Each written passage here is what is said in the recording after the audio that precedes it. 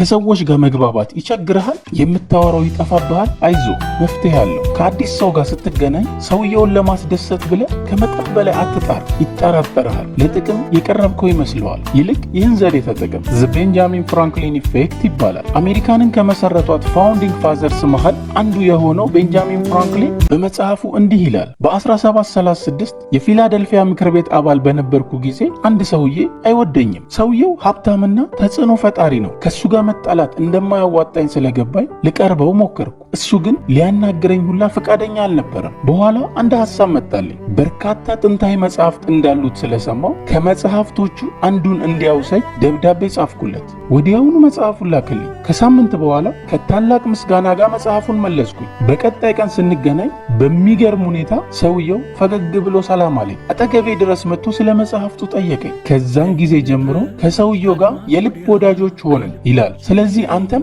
በቀላሉ ከሰው ጋር መግባባት ከፈለግ ማንኛውንም ለነሱ ቀላል የሆነ ነገር እንደማታውቅ አስመስለ ጠይቃቸው። ይህን ጊዜ በደስታ ሊያግዙ ይሞክራሉ። ሳይኮሎጂስቶች እንደሚሉት ሰዎችን ስናግዝ የበለጠ እንወዳቸዋለን። ስለዚህ ከሰዎች ጋር ለመግባባት ቀላል ነገር ጠይቃቸው።